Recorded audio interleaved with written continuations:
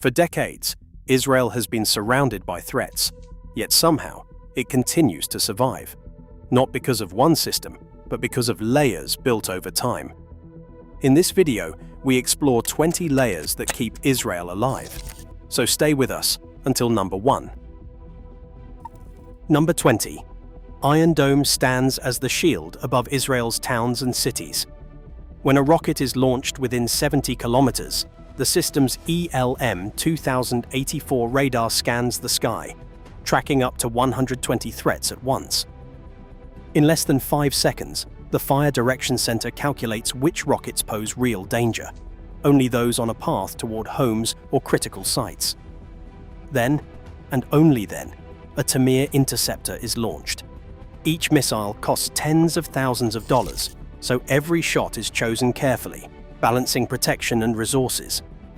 Since becoming operational in 2011, Iron Dome batteries have intercepted more than 5,200 rockets, with a success rate near 90% against those targeting populated areas. Battery engineers work around the clock, quietly resetting launchers and monitoring screens, knowing that every decision can mean the difference between destruction and safety. This is the first layer, visible, immediate, and always on alert, catching what falls before it can strike. Number 19. David's sling stretches protection far beyond the city limits. Unlike Iron Dome, which covers small zones, this system is built for wide area defense, shielding entire regions from threats that travel much farther. Batteries are spread out and connected through a federated control network. Each unit relies on distributed radars and cross-cueing sensors, sharing data in real time to track and intercept missiles launched from 40 to 300 kilometers away. At the heart of the system is the Stunner missile, a 2-stage interceptor that destroys its target by direct impact, not by explosion. Its seeker combines electro-optical and infrared guidance, using information from multiple radars to lock onto fast-moving threats. Commanders can launch from the ground or from the air, and the system's coverage can shift as needed, creating overlapping zones of protection. With this networked approach, David's sling forms a flexible barrier, one that can adapt to changing threats and fill the spaces between point defense batteries, expanding the protective footprint across the country. Number 18. Arrow stands as Israel's highest shield, reaching far beyond the clouds. When a hostile ballistic missile is detected, the Green Pine radar sweeps the upper atmosphere, searching for threats up to 500 kilometers away. Within seconds, advanced algorithms sort real warheads from decoys, tracking their mid-course arc as they hurtle toward Israel. If a strike is confirmed, Arrow 2 or Arrow 3 launches from hidden sites, rising at supersonic speed to meet the danger outside Earth's atmosphere, sometimes as high as 200 kilometers above the ground. There, in the cold silence of space, the interceptor seeks its target, relying on precise discrimination software to avoid confusion and ensure a direct hit. This exo-atmospheric kill leaves nothing to chance. A successful intercept means the warhead never re-enters, never threatens a city or base below. Arrow's integration with the National Early Warning Network allows planners to track launches from Iran, Syria, or beyond, buying precious seconds for response. Together with Iron Dome and David's sling, Arrow completes the kinetic triad, forming the last line of defense against the most distant and destructive threats. Number 17. Then the line between Israel and its neighbors appears, not just as concrete or steel, but as a living barrier. Along hundreds of kilometers, the border fence is threaded with fiber optic cables, seismic sensors, and radar tripwires. Each strand listens for the faintest vibration, a footstep, a tool, a vehicle, translating movement into instant alerts. Engineers have designed the system so that more than 98% of the perimeter is under constant watch, with blind spots estimated at less than 2%. When a sensor is triggered, the signal races through buried cables to command centers, where operators can pinpoint the exact location in seconds. Infrared cameras and ground radar provide a second layer of confirmation, day or night. This network does not just detect, it channels movement into predictable paths, buying time for rapid response teams to mobilize. What looks like a static wall is, in reality, an active tripwire, a grid that turns the border into a zone of early warning, delay, and deterrence. For the engineers who maintain it, every meter covered is another chance to see trouble coming before it arrives. Number 13. When a border sensor is tripped, the clock starts ticking. Within 5 minutes, rapid response teams are expected to reach the scene, sometimes even faster in urban areas. These units are built for speed and flexibility, drawing from police, military, and emergency services, each following a standard incident template. Local commanders make the first decisions, relying on real-time data from the command center to assess the threat and stabilize the situation. Their job is to create a secure buffer, holding the line until larger forces arrive.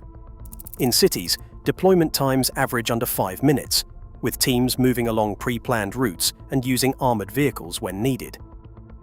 The doctrine behind these responses is clear. Bridge the gap between the first alarm and the arrival of reinforcements, no matter the hour. Every incident, whether a suspected infiltration or a confirmed attack, triggers a coordinated playbook, communications, medical support, and perimeter control, all set in motion by the initial alert. These quick reaction teams form the human layer between technology and the broader defense network, turning early warning into immediate action. Number 15. In Israel, military training is not a one-time event, but a cycle that never really stops. Every 18 months, units undergo readiness audits, testing skills on live fire ranges, in urban drills, and with digital simulators that mimic real combat. The system is designed to keep every soldier, from new conscripts to seasoned veterans, sharp and ready to act. Reservists form the backbone of this force. When called, they are expected to muster at designated points within 24 hours, sometimes even less. The call-up can arrive through a secure app, a phone alert, or even a knock at the door. Workplaces and families are used to sudden absences. Society is built around the idea that anyone might be needed at a moment's notice. Support networks step in to help with children, jobs, and daily life, smoothing the way for rapid mobilization. This ability to surge from peacetime routine to full deployment, drawing on hundreds of thousands of trained citizen soldiers, means that Israel's military power is not just in its technology, but in the people who are always ready to answer the call. Number 12. A siren cuts through the quiet, and every person knows what to do. Across Israel, public shelters are never far away. By law, every new home and apartment must include a reinforced room, known as a mamad, built to withstand blasts and flying debris. Older neighborhoods rely on shared shelters, marked and maintained by local authorities. The standard is clear. No one should be more than 60 seconds from safety. In cities and towns, these spaces double as community centers during peacetime, but when the alarm sounds, they become lifelines. Number 11. Underground bunkers protect more than families. They safeguard the continuity of government and critical infrastructure. Beneath hospitals, city halls, and command centers, hardened facilities are engineered with triple redundant power, filtered air, and secure communications. These bunkers are not relics of past wars. They are inspected, upgraded, and ready for use at any moment. For home front officials, the challenge is constant. Keep every shelter stocked, every generator fueled, and every escape route clear. This physical safety net, woven into daily life and national planning, ensures that even in the worst moments, the country's leadership and its people have a place to endure and regroup. Number 10. At sunrise, a single room glows with screens. Here, analysts from Amman, Shin Bet, and Mossad gather for the daily threat synopsis, an intelligence fusion that begins at 6 in the morning, every day without fail. Each agency brings a different lens. Amman scans military movements beyond the border. Mossad tracks foreign plots. Shin Bet focuses on threats inside the country. Their findings flow into a joint workflow, where patterns are compared and warnings are issued not just to the military, but to police, city officials, and community leaders. On the street, this network connects to local police coordinators and neighborhood watch teams. In pilot cities, a new model of community policing has cut urban attack attempts by 30%, blending high-tech surveillance with face-to-face trust. When a tip arrives, whether from a cyber alert or a neighbor's call, the response is measured in minutes. The system is designed to spot trouble before it erupts, using both digital signals and human intuition. By blending national intelligence with street-level vigilance, Israel's internal security web turns foresight into action, shaping the country's posture long before an alarm ever sounds. Number 8. A silent network runs beneath the surface, guarding Israel's digital borders. The National Cyber Directorate coordinates a countrywide shield, linking government, utilities, banks, and hospitals through a system of sector-specific security operations centers. Each security operations center scans for intrusions in real time, flagging suspicious traffic and isolating threats before they can spread. Every year, the Cyberstorm drill puts this network to the test. Around 120 entities, from ministries to water companies, face simulated attacks, racing to detect, contain, and recover within set hours. Lessons learned here are fed back into daily operations, tightening protocols and closing gaps. Number 7. When seconds count, an alert chain stands ready. As soon as radar picks up a hostile launch, an automated algorithm calculates the threat's path and triggers the civil warning system. The goal is clear: reach every phone in the impact zone within 12 seconds. This pipeline, from radar to server and from server to phone, relies on low-latency design and redundant channels, keeping communication alive even under heavy attack.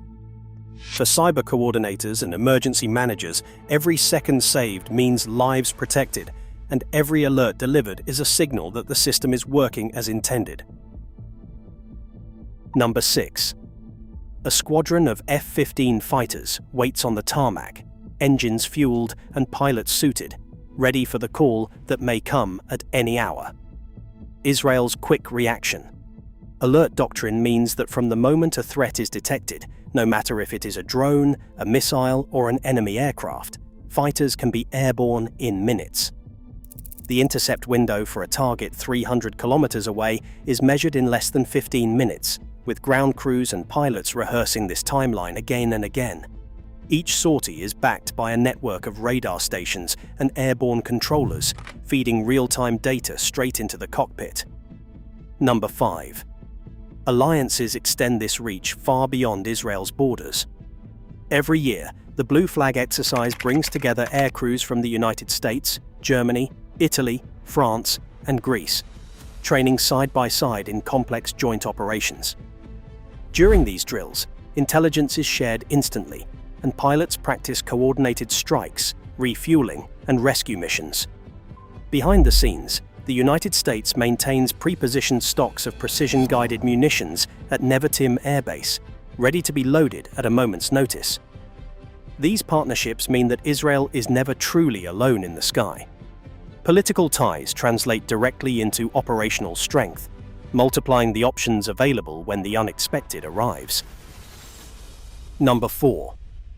A narrow strip of land, less than 120 kilometers from coast to border, shapes every decision Israel's planners make. There are no vast hinterlands or deep buffer zones, just a tight corridor where cities, farms, highways, and military bases all compete for space. The country's population density runs high along the coastal plain, with most of its people and critical infrastructure packed into a handful of urban clusters. This geography leaves little room for error. Any threat can cross the entire country in minutes, making layered defense systems not just important, but essential. Number 3. The backbone of this rapid response is economic strength. Israel's export-driven economy relies on a network of ports, Haifa, Ashdod, and Eilat, each serving as a vital artery for trade and supplies. Diversified export hubs, from high-tech manufacturing to agricultural goods, keep the country connected to global markets. Emergency budgets are set aside every year, ensuring that resources can be shifted quickly when needed, whether it is for defense, infrastructure repair, or humanitarian relief. Economists and planners work closely with security officials, knowing that national survival depends on both physical protection and the ability to keep the economy moving under pressure. In a country where every kilometer counts, the link between geography and economic resilience is never theoretical. It is a daily calculation. Number 2. Innovation is woven into daily life.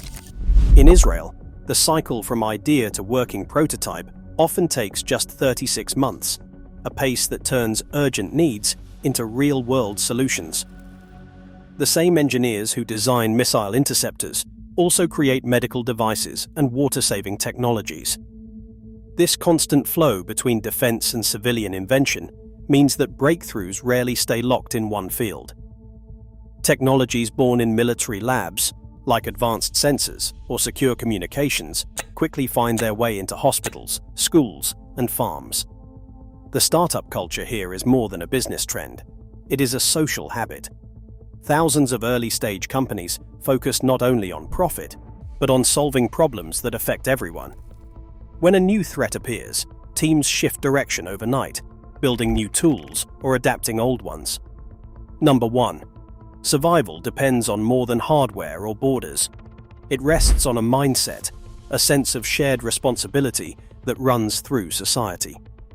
Each year, more than 80% of Israelis participate in national drills, practicing what to do when disaster strikes. Compliance with civil guidelines is high, not because of strict enforcement, but because most people believe their actions matter. This collective discipline turns plans into habits and habits into resilience.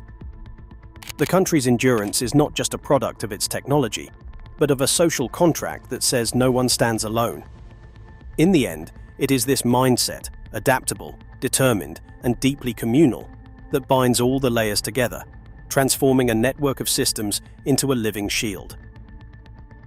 Today, every threat grows more complex, yet so does the response. New technologies, alliances, and challenges reshape the landscape each year. Israel's survival is not built on one defense, but on layers working together. A system designed not just to defend, but to endure.